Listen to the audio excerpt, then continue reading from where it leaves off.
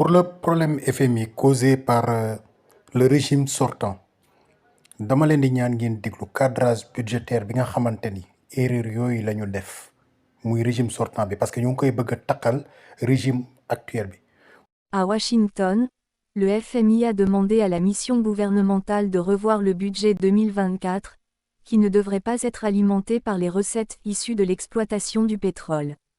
C'est une douche froide que la mission gouvernementale en séjour à Washington, pour discuter avec les partenaires financiers du Sénégal, a reçu de la part du Fonds monétaire international (FMI).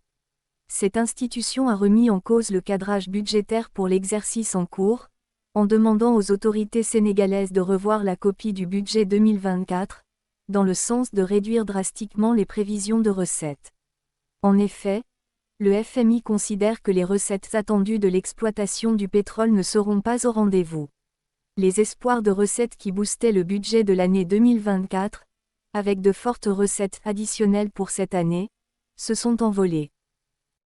Le document de programmation budgétaire et économique pluriannuel, publié en juillet 2022, indique que le Sénégal devrait engranger 888 milliards de francs CFA de recettes tirées de l'exploitation du pétrole, sur la période 2023 à 2025, répartie ainsi qu'il suit: 59 milliards en 2023, année de démarrage de la production, puis 327 milliards en 2024 et enfin 501 milliards en 2025. On voit que toutes ces belles prévisions sont tombées à l'eau. Cela devrait-il surprendre les nouvelles autorités gouvernementales? L'information constitue un coup de tonnerre pour les responsables des finances publiques. Vérification faite auprès de sources proches des compagnies partenaires pour l'exploitation du gisement de Sangomar, la réalité reste têtue. Le début de l'exploitation reste maintenu pour fin juin 2024, mais durant les 5 à 6 premiers mois, la production ne pourra pas réellement commencer. Nous serons en phase test et l'exploitation ne commencera à être viable ou optimale qu'à partir de la fin du mois de novembre 2024.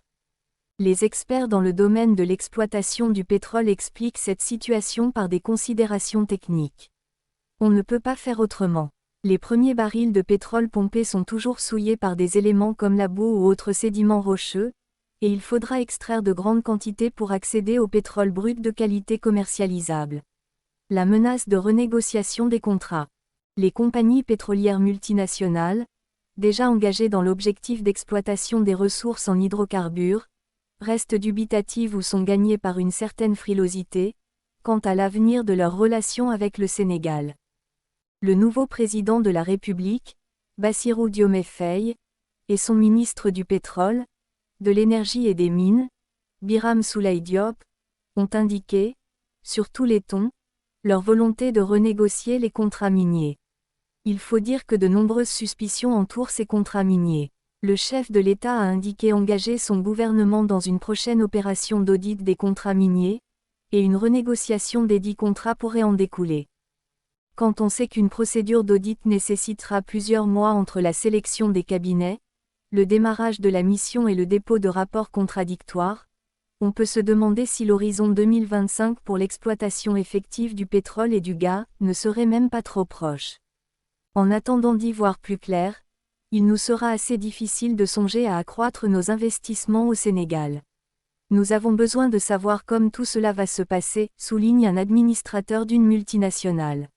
Il s'y ajoute que les majors commençaient à traîner les pieds pour démarrer le pompage du pétrole et du gaz au Sénégal. Les coûts d'exploitation peuvent être plus onéreux que dans certaines régions, car des gisements en eau très profonde exigeant plus de moyens logistiques.